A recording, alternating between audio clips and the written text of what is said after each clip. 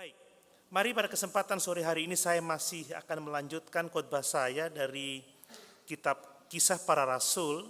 Saya akan berbicara tentang pentingnya ketekunan dalam pelayanan pemberitaan firman. Bapak Ibu, saya mau mengingatkan bahwa pemberitaan firman itu bukan hanya tugas dari pendeta, tetapi adalah bagian dari pelayanan setiap orang percaya. Amin.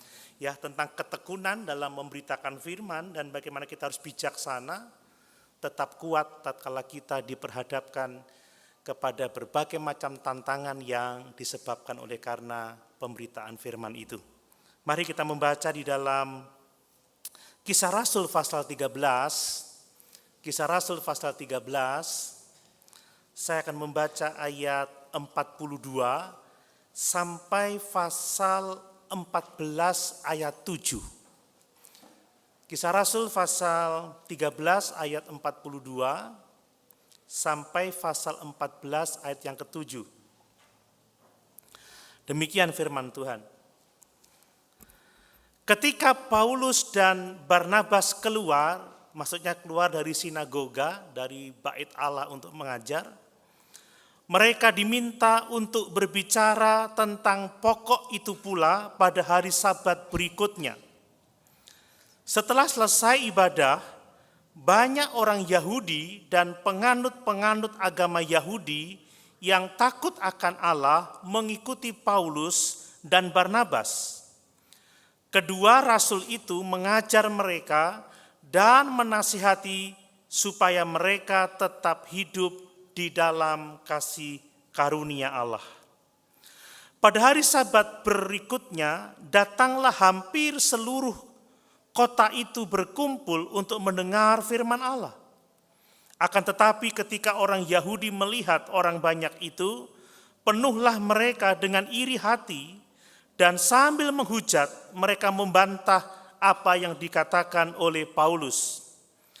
Tetapi dengan berani Paulus dan Barnabas berkata, memang kepada kamulah firman Allah harus diberitakan terlebih dahulu, tetapi kamu menolaknya dan menganggap dirimu tidak layak untuk beroleh hidup yang kekal.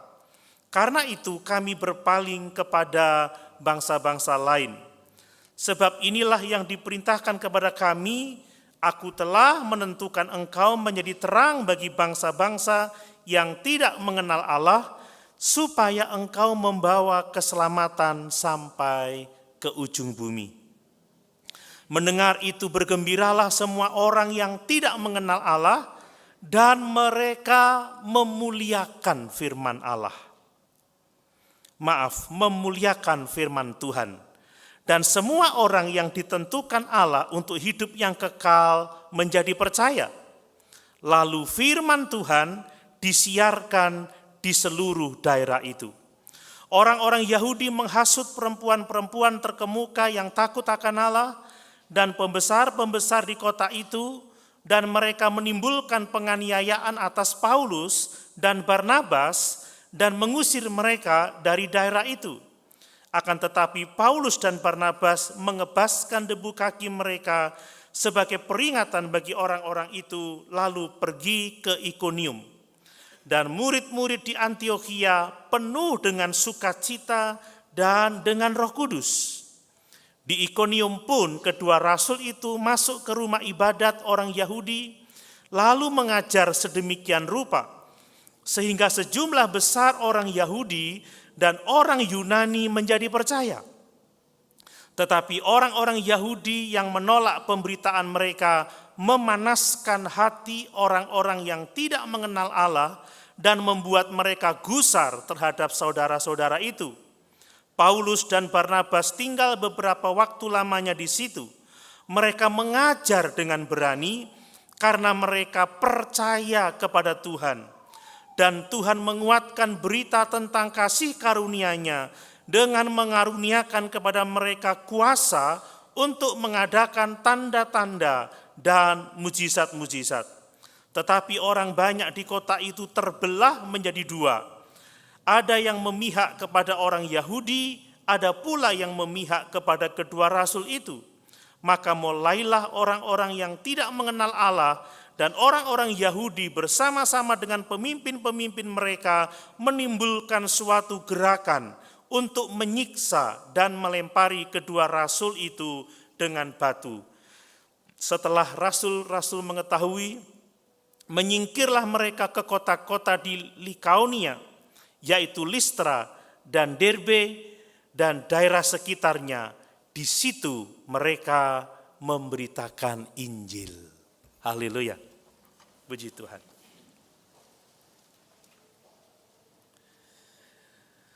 Bapak Ibu Saudara yang dikasihi oleh Tuhan, bagian Alkitab yang kita baca ini memberikan kepada kita sebuah cerita yang sangat jelas tentang usaha pemberitaan firman Allah yang dilakukan oleh Paulus dan Barnabas. Bapak Ibu, dalam pemberitaan firman Allah, Paulus dan Barnabas dapat dikatakan militan. Amin ya Bapak Ibu. Minggu yang lalu kita belajar bersama-sama tentang khotbah Paulus. Yang pertama, khotbah Paulus yang cukup panjang. Paulus memberitakan Injil Yesus Kristus. Dia mengatakan bahwa Yesus adalah jawaban Allah atas janjinya untuk mengirim seorang juru selamat bagi orang Israel, juru selamat bagi seluruh umat manusia. Jadi Paulus dan Barnabas mereka berusaha dengan sungguh-sungguh untuk memberitakan Yesus Kristus. Bahwa Yesuslah Tuhan dan juru selamat, tidak ada yang lain. Amin Bapak Ibu. Bahwa Yesuslah penggenapan dari janji Allah. Bahwa Allah telah mengatur sedemikian rupa sehingga semua peristiwa sejarah itu mengarah kepada penggenapan janji Allah, bahwa semua peristiwa sejarah dalam kedaulatannya diaturnya untuk sampai kepada Yesus. Kita membaca di khotbahnya bahwa Yesuslah puncak dari seluruh karya Allah, mulai perjanjian lama sampai kepada perjanjian baru.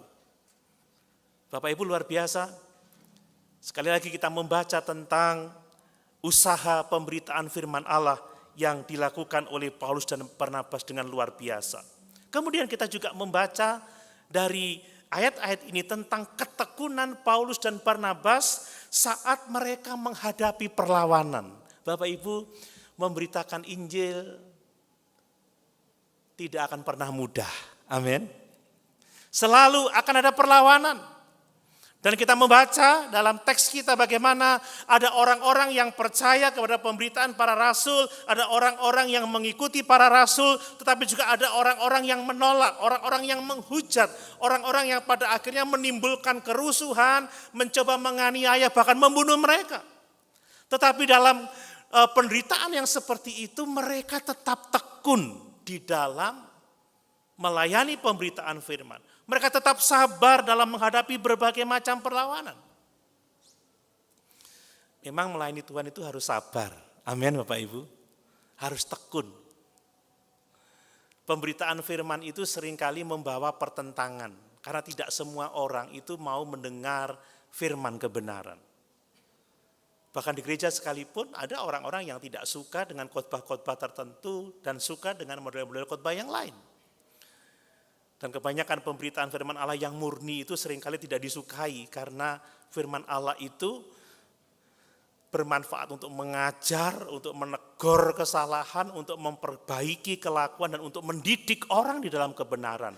Tetapi dalam pemberitaan firman Allah luar biasa, Rasul Paulus, Barnabas tekun dalam menghadapi tantangan. Kemudian kita juga membaca tentang bagaimana kasih karunia Allah itu dilimpahkan kepada Rasul Paulus dan Barnabas sehingga mereka dimampukan, mereka ditopang dalam memenuhi panggilan Allah itu, saudara. Ini luar biasa, bahwa Allah sekali-kali tidak pernah meninggalkan orang-orang yang melayani Dia. Ingat dalam amanat agung Tuhan Yesus Kristus dikatakan, pergi jadikanlah semua bangsa muridku, baptiskanlah mereka dalam nama Bapa, Anak dan Roh Kudus. Ajarlah mereka melakukan segala sesuatu yang kuperintahkan kepadamu dan ketahuilah aku menyertai kamu sampai kepada kesudahan alam, saudara. Jadi kita melihat bagaimana usaha yang dilakukan oleh Rasul Paulus dan Barnabas untuk memberitakan firman Allah, bagaimana ketekunan mereka dalam menghadapi tantangan, dan bagaimana Allah menopang mereka, Allah menguatkan mereka. Sehingga mereka dapat melakukan tugas pelayanan sesuai dengan yang dikehendaki Tuhan. Itu yang kita baca dalam teks ini. Malam ini saya rindu supaya kita semua dapat terinspirasi ya, dari teladan Rasul Paulus dan Barnabas ini, Bapak Ibu. Bagaimana seharusnya kita dalam melayani Tuhan, terutama dalam memberitakan firman. Seperti tadi saya katakan, saudara, memberitakan firman itu bukan hanya tugas pengkhotbah, tugas para pendeta atau para pengerja. Tidak, setiap kita punya tugas untuk memberitakan firman. Orang tua punya tugas untuk mengajarkan firman kepada anak-anaknya. Amin. Amin, Bapak Ibu. Ya. Setiap kita punya tanggung jawab untuk mengajarkan firman kepada orang-orang yang ada di bawah pengaruh kita. Kita pun juga dipanggil untuk memberitakan firman Allah kepada orang-orang yang kita temui di mana saja, kapanpun juga. Nah, apa yang kita pelajari dari pengalaman Paulus dan Barnabas ini? Bahwa yang terutama dalam aktivitas pelayanan kita, yang menjadi fokus haruslah pemberitaan Injil Yesus Kristus. Itu yang harus menjadi fokus kita. Kita tidak boleh memberitakan berita-berita yang lain selain kita memberitakan Injil Yesus Kristus. Kenapa, saudara? Sebab Injil itu adalah kekuatan Allah yang menyelamatkan setiap orang yang percaya kepadanya. Coba kita baca di dalam Roma pasal 1 ayat yang ke-16. Roma pasal 1 ayat yang ke-16, ini penting untuk kita ingat. Bahwa semua aktivitas kita haruslah pemberitaan Injil Yesus Kristus. Perhatikan ini, sebab aku mempunyai keyakinan yang kokoh dalam Injil, karena Injil adalah kekuatan Allah yang menyelamatkan setiap orang yang percaya. Mengapa fokus harus memberitakan Injil? Karena iman itu timbul dari pendengaran akan firman Allah. Coba kita baca Roma 10 ayat 17. Roma pasal 10 ayat yang ke-17. Supaya kita paham tentang hal ini. Roma pasal 10 ayat yang ke-17. Jadi iman timbul dari pendengaran dan pendengaran oleh firman Kristus. Tidak ada keselamatan tanpa pemberitaan Injil kasih karunia Allah. Tidak ada keselamatan tanpa pemberitaan Injil Yesus Kristus. Makanya Paulus berkata di dalam 1 Korintus pasal yang ke-15, sebab yang sangat penting telah kusampaikan kepada kamu ialah apa? Injil. Bahwa Kristus telah mati karena dosa-dosa kita. Bahwa dia telah dikuburkan dan dibangkitkan pada hari yang ketiga. Bahwa dia telah dibangkitkan dan naik ke surga dan akan datang kembali untuk menjemput setiap orang yang percaya kepadanya. Bapak Ibu, dalam setiap fokus pelayanan kita haruslah pemberitaan Injil Yesus Kristus. Papa Mama, sudahkah engkau memberitakan Injil kepada anak-anak?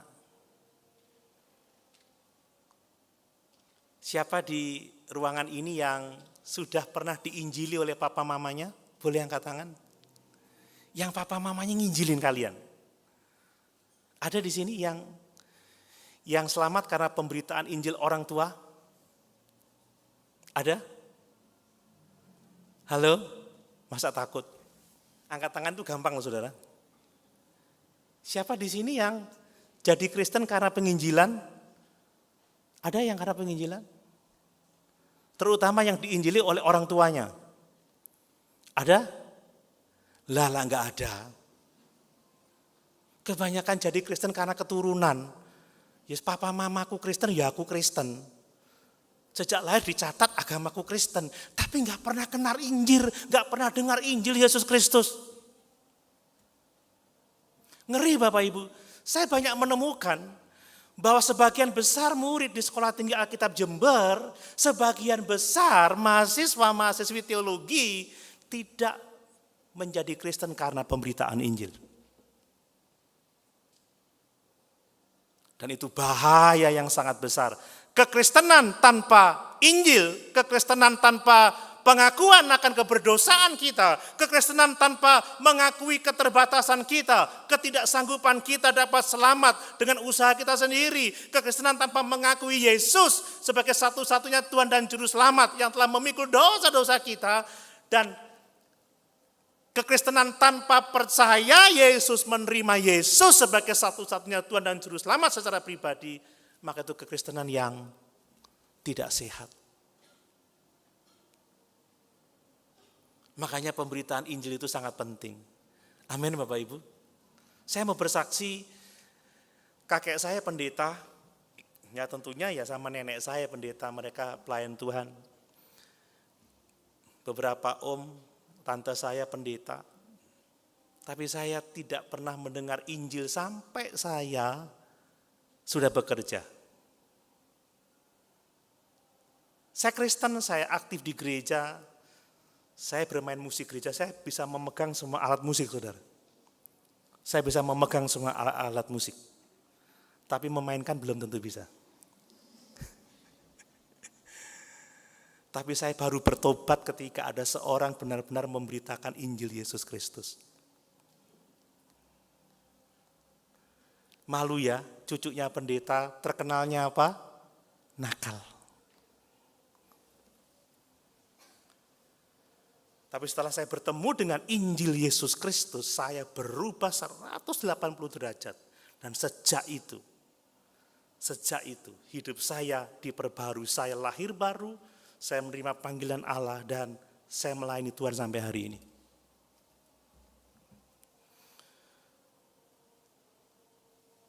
Benar-benar tidak ada yang jadi Kristen karena penginjilan?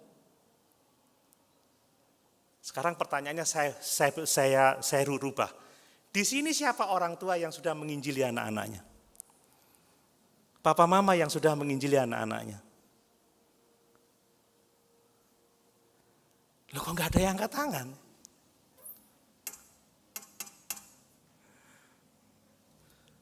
Wah parah kalau gereja juga tidak memberitakan Injil Bapak Ibu ya. Makanya kekristenan yang lemah, yang tidak punya pendirian, yang tidak punya pemahaman teologi yang benar, yang mudah diombang-ambingkan oleh berbagai macam angin pengajaran sekarang ini. Bapak Ibu mari, saya mau mengingatkan melalui teks ini bahwa sebagai orang percaya tidak hanya tugas para rasul, tidak hanya tugas para pendeta, semua orang percaya memiliki tanggung jawab untuk memberitakan Injil. Pertama-tama untuk siapa? Untuk anggota keluarga kita, untuk teman-teman kita, dan meluas kepada siapa saja yang kita temui. Sebab tanpa Injil tidak akan ada orang yang datang kepada Yesus. Tanpa pemberitaan firman Allah tidak ada keselamatan.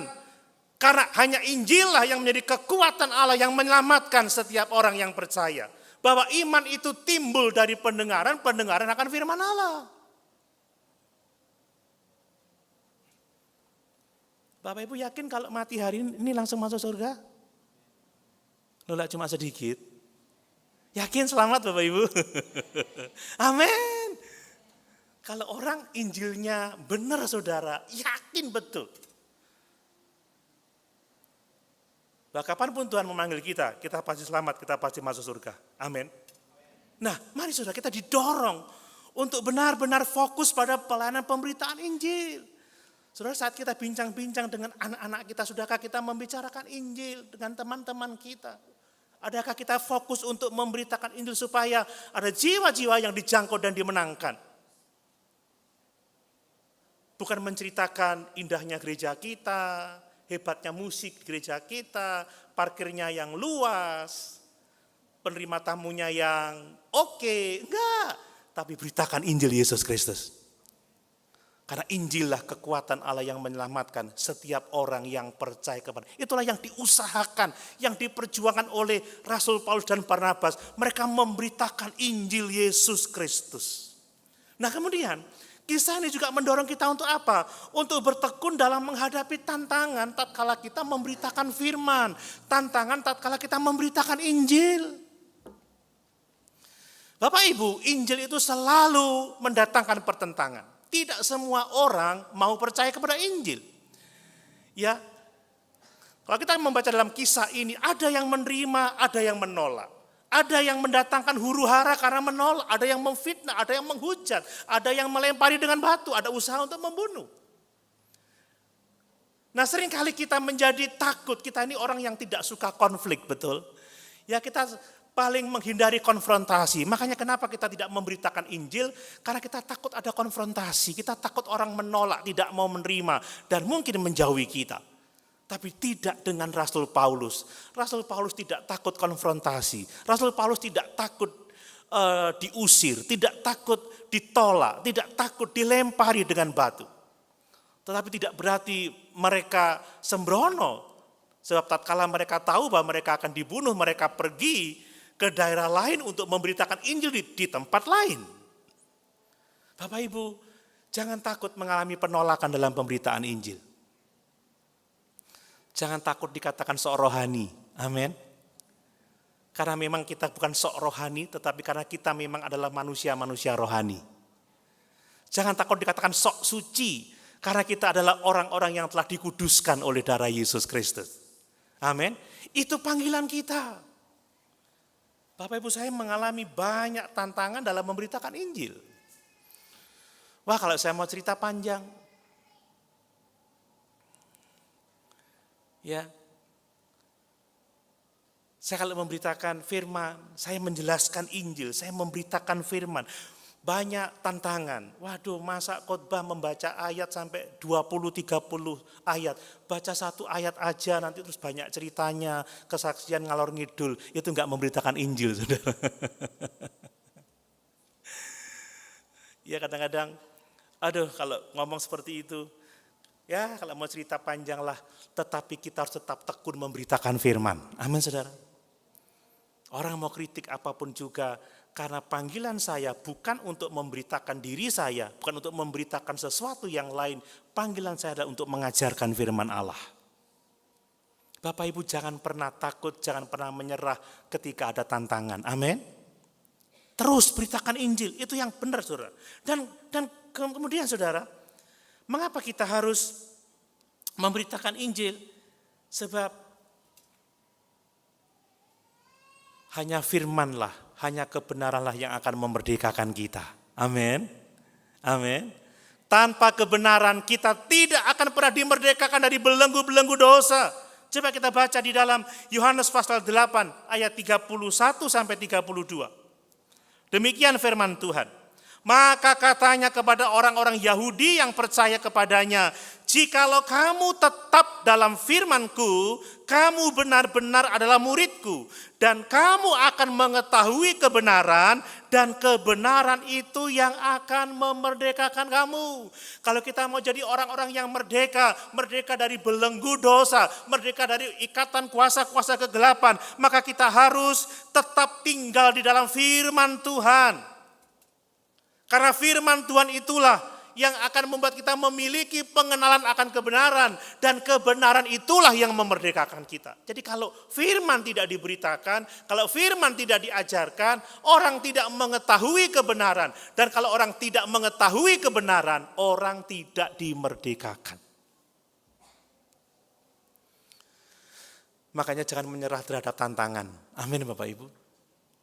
Pemazmur mengatakan apa? Berbahagialah orang yang kesukaannya ialah firman Tuhan. Yang merenungkan firman itu siang dan malam.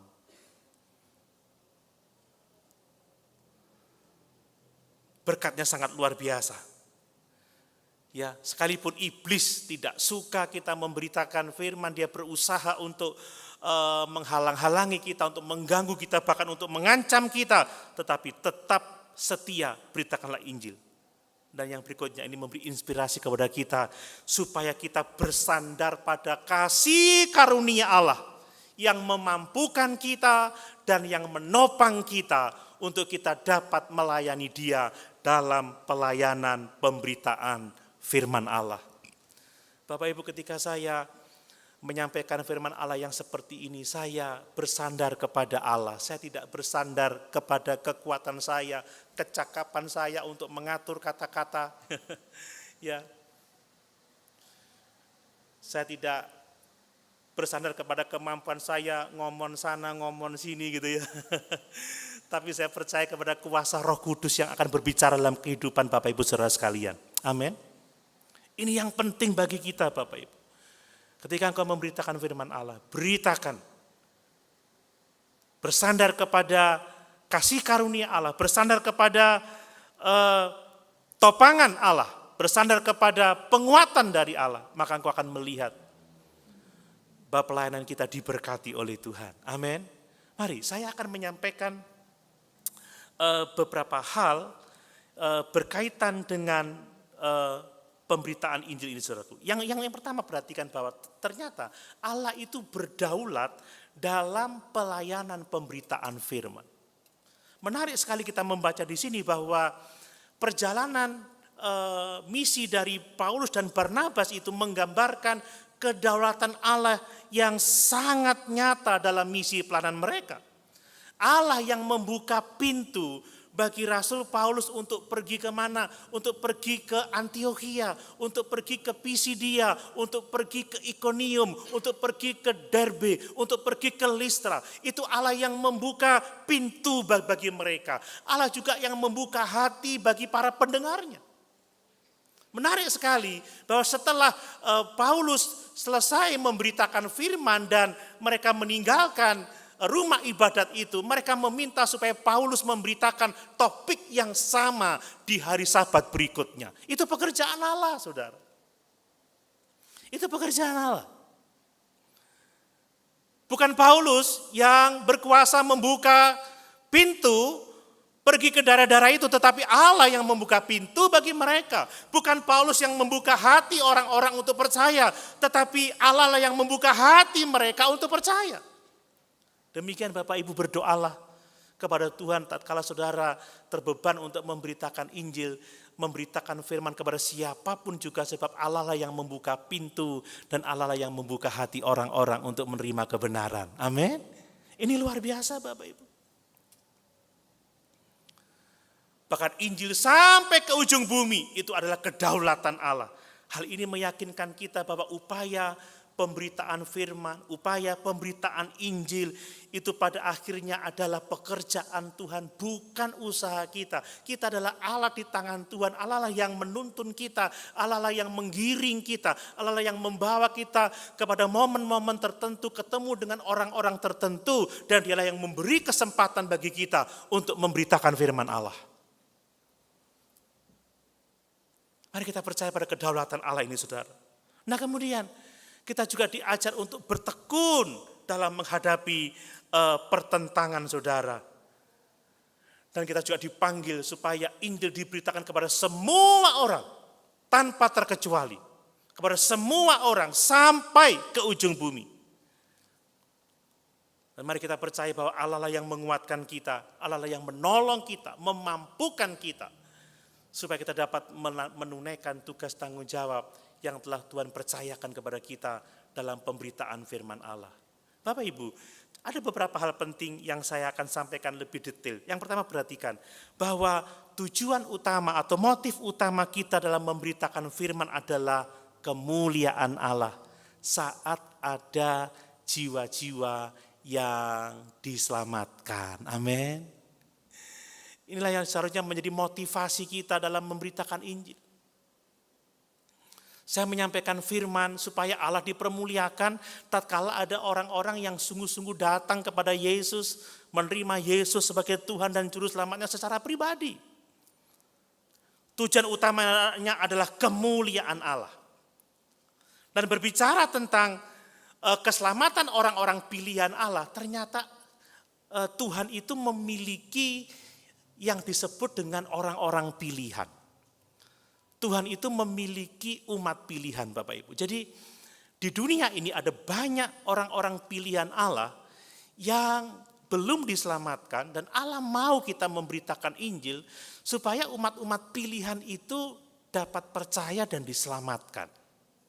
Mungkin ini agak-agak sukar dipahami, tetapi saya mau memberitahu terlebih dahulu bahwa Allah itu selalu memiliki umat pilihan.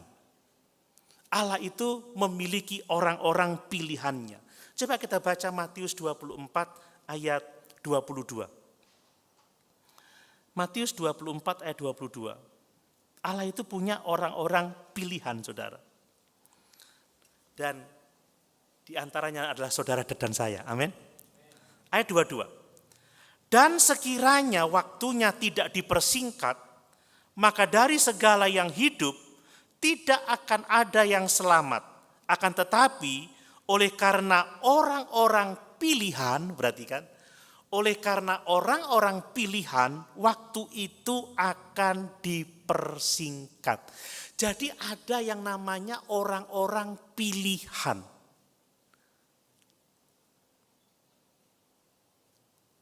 Di antaranya adalah saudara dan saya. Amin. Yakin Bapak Ibu orang pilihan Allah? Kalau enggak, kita enggak ada di ruangan ini. Allah itu punya orang-orang pilihan, saudara. Coba lihat ayat 24 lagi. Ayat 24. Sebab Mesias-Mesias palsu dan nabi-nabi palsu akan muncul dan mereka akan mengadakan tanda-tanda yang dahsyat dan mujizat-mujizat sehingga sekiranya mungkin mereka menyesatkan orang-orang pilihan juga. Jadi ada orang-orang pilihannya Allah. Allah selalu memiliki orang-orang pilihan yang ada di dunia ini. Coba kita loncat ayat 31. Ayat 31. Dari Lukas 24 tadi. Dari Matius 24 tadi. Dan ia akan menyuruh keluar malaikat-malaikatnya dan meniup sangkakala yang dahsyat bunyinya dan mereka akan mengumpulkan orang-orang pilihannya. Jadi ada orang-orang pilihan Allah. Dari keempat penjuru bumi, dari ujung langit yang satu ke ujung langit yang lain. Coba kita tambah lagi Lukas 18 ayat 7. Lukas pasal 18 ayat 7.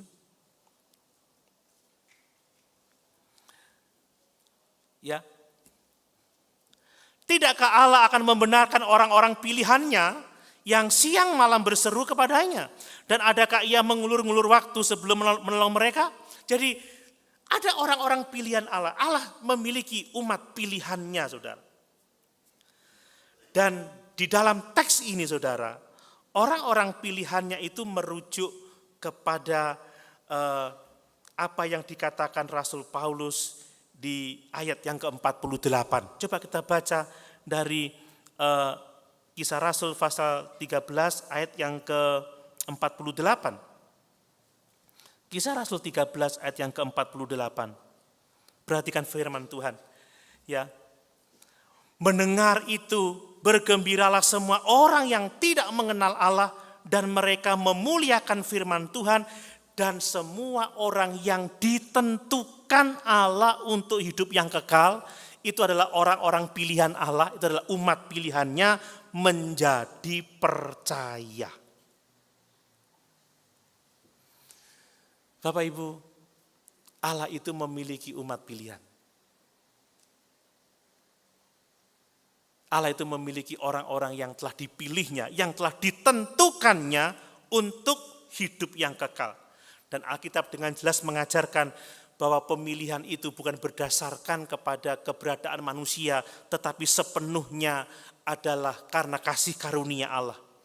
Kita belajar bagaimana dalam khotbah Paulus, dia berbicara tentang pemilihan Abraham, berbicara tentang pemilihan Ishak, berbicara tentang pemilihan Yakub, juga berbicara tentang pemilihan Musa, pemilihan Daud, semuanya karena kasih karunia Allah. Tidak ada seorang pun yang layak untuk dipandang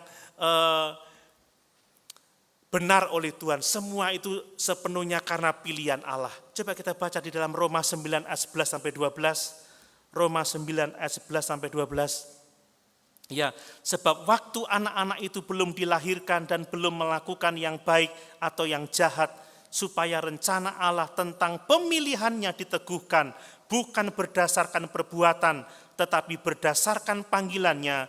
Dikatakan kepada Ribka, anak yang tua akan menjadi hamba anak yang muda. Amin. Allah itu memilih berdasarkan kedaulatannya.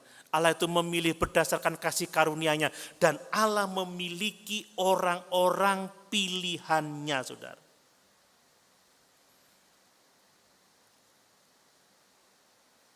Mari kita mengetahui dan menyadari ini. Dan jika Allah telah memilih orang-orang untuk diselamatkan, jika Allah telah menetapkan orang-orang untuk memiliki hidup yang kekal, maka tatkala kita memberitakan firman Allah dan orang-orang pilihan mendengar firman Allah, maka seperti di ayat yang ke-48 itu saudara, semua orang yang ditentukan Allah untuk hidup yang kekal, mereka pasti akan menjadi percaya. Amin. Jadi kalau ada orang-orang yang tidak mau percaya, orang-orang yang mengeraskan hati, karena memang mereka bukan orang pilihan Allah, saudara. Tetapi kita yang membuka hati, kita yang percaya, kita yang diselamatkan, sebab kita adalah orang-orang pilihan Allah, orang-orang yang ditentukan untuk hidup yang kekal, orang-orang yang ditentukan untuk mewarisi kerajaan surga.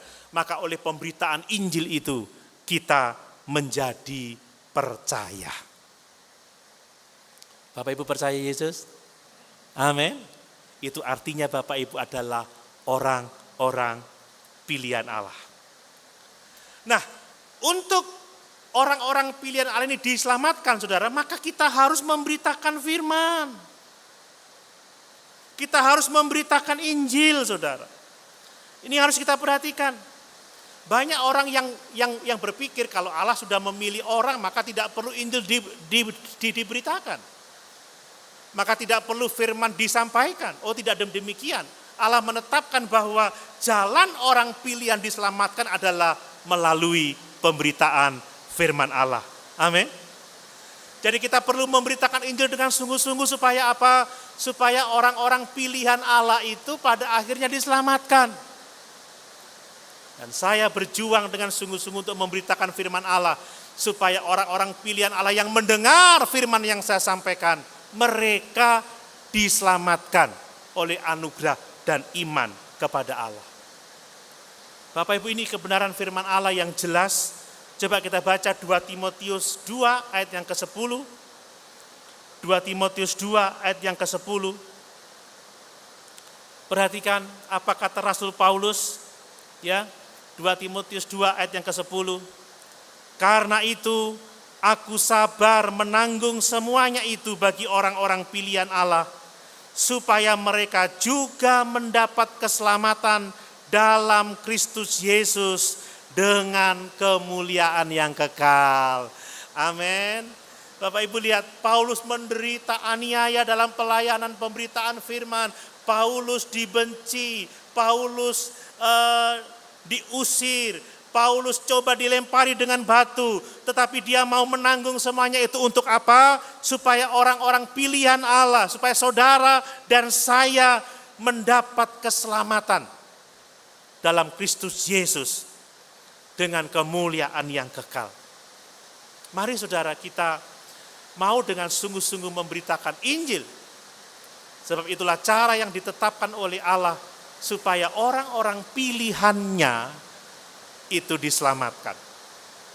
Supaya orang-orang pilihannya dapat menerima kehidupan yang kekal. Nah, Injil yang kita beritakan itu adalah Injil Tuhan. Itu bukan Injil manusia. Nah, ini yang perlu saya garis bawahi. Wah, saya bersaing dengan suara hujan ini. Apa perlu break dulu? Kita tunggu terang baru mulai lagi.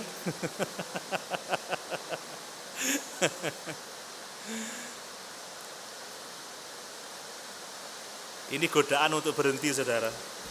Tapi saya harap Bapak Ibu mau konsentrasi ya. Coba konsentrasi pada suara saya. Untuk diselamatkan, orang-orang pilihan Allah harus mendengarkan Injil. Dan Injil yang diberitakan itu adalah Injil Tuhan, bukan Injil manusia. Nah, itu yang saya perjuangkan sampai hari ini. Bapak Ibu, saya tidak mau mimbar ini menjadi tempat untuk memberitakan hikmat manusia atau hikmat apapun juga. Saudara, mimbar ini harus memberitakan Injil Tuhan, bukan Injil manusia. Hal yang paling mengerikan sekarang adalah bahwa gereja sudah tidak memberitakan Injil Tuhan. Gereja tidak memberitakan firman Allah dengan setia, tapi gereja memberitakan Injil-Injil yang lain. Gereja memberitakan hikmat dunia, hikmat manusia. Kalau bukan Injil Tuhan yang diberitakan, maka orang-orang pilihan Allah tidak akan mengalami yang namanya keselamatan itu. Coba perhatikan saudara, di ayat yang ke-44, Injil itu disebut dengan Injil Allah. Ya. Pada hari Sabat berikutnya, datanglah hampir seluruh kota itu berkumpul untuk mendengar firman Allah. Lihat. Ini Injil Allah, saudara. Firman Allah. Kemudian ayat yang ke-46. Tetapi dengan berani, Paulus dan Barnabas berkata, memang kepada kamulah firman Allah harus diberitakan terlebih dahulu.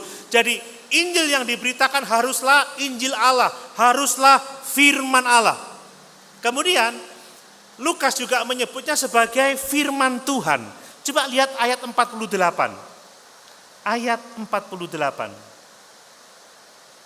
Mendengar itu bergembiralah semua orang yang tidak mengenal Allah dan mereka memuliakan firman Tuhan. Perhatikan. Ini adalah Injil Allah, Injil Tuhan, firman Tuhan. Kemudian loncat ke ayat yang ke-49. Ayat 49. Lalu firman Tuhan disiarkan di seluruh daerah itu. Jadi supaya orang-orang pilihan Allah ini diselamatkan, yang diberitakan haruslah firman Tuhan, haruslah firman Allah, Injil Tuhan, Injil Allah. Bukan firman yang lain. Bukan hikmat manusia, bukan hikmat dunia ini. Dan coba lihat di pasal 14 ayat yang ketiga. Pasal 14 ayat yang ketiga itu disebut sebagai berita tentang kasih karunia. Kisah Rasul 14 ayat yang ketiga. Paulus dan Barnabas tinggal beberapa waktu lamanya di situ. Mereka mengajar dengan berani karena mereka percaya kepada Tuhan dan Tuhan menguatkan berita tentang kasih karunia-Nya dengan mengaruniakan kepada mereka kuasa untuk mengadakan tanda-tanda dan mujizat-mujizat.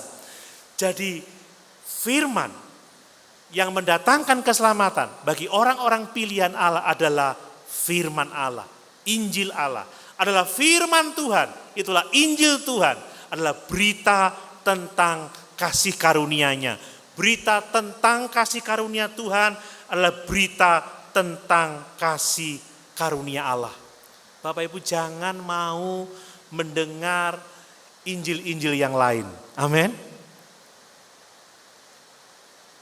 Jangan suka dininak bobokkan dengan firman-firman yang lain. Tapi mari kita sungguh-sungguh mau menerima dan menyampaikan firman Allah, firman Tuhan, berita tentang kasih karunia Tuhan. Karena berita itulah yang akan membawa orang-orang pilihan Allah masuk di dalam keselamatan. Yang berikutnya saudara, bahwa Injil kasih karunia itu menekankan bahwa semua orang berdosa itu dapat diselamatkan hanya oleh kasih karunia saja. Amin Bapak Ibu. Ini berkat yang sangat luar biasa. Yang ditekankan dalam teks ini adalah berita tentang kasih karunia Allah. Dan menarik sekali saudara bahwa setelah Rasul Paulus berkhotbah pada rumah ibadat pada waktu itu, setelah dia memberitakan Injil kasih karunia Allah, maka mereka diminta lagi untuk memberitakan Injil kasih karunia Allah di hari Sabat berikutnya, sebab bagi mereka ini sesuatu yang baru, sesuatu yang lain. Bukankah orang-orang Yahudi memberitakan keselamatan karena perbuatan baik, keselamatan karena usaha manusia, tetapi Injil Yesus Kristus, keselamatan sepenuhnya adalah kasih karunia Allah. Semua orang berdosa hanya dapat diselamatkan oleh karena kasih karunia Allah. Amin. Ayat terakhir coba kita baca, Efesus pasal 2. Efesus pasal 2 ayat 8 dan ayat yang ke-9, demikian firman Tuhan. Sebab karena kasih karunia Allah kamu diselamatkan oleh iman. Itu bukan hasil usahamu, tetapi pemberian Allah. Itu bukan hasil pekerjaanmu. Jangan ada orang yang memegahkan diri. Mari Bapak Ibu yang dikasihi oleh Tuhan. Menurut saya saudara, di zaman ini kita berada dalam bahaya yang sangat besar karena seringkali kita menyingkirkan berita Injil, saudara. Kita tidak sungguh-sungguh memberitakan Yesus Kristus sebagai jawaban atas janji-janji Allah tentang juru selamat yang dijanjikan itu. Kita tidak sungguh-sungguh memberitakan Injil kasih karunia Allah bahwa keselamatan itu hanya oleh anugerah dan iman melalui karya Kristus di atas kayu salib. Seringkali orang hanya memberitakan kalau hidupmu gagal, cobalah Yesus. Kalau kamu ingin senang, coba percayalah Yesus. Kalau kamu ingin sukses dalam bisnis, dalam usahamu, percayalah Yesus. Tetapi jarang orang dibawa kepada Yesus karena keberdosaan mereka, karena kebutuhan mereka akan juru selamat, karena kebutuhan mereka akan kehidupan yang kekal. Mari malam hari ini melalui teks ini, kita mau menjadi orang-orang yang bertekun dalam memberitakan firman Tuhan.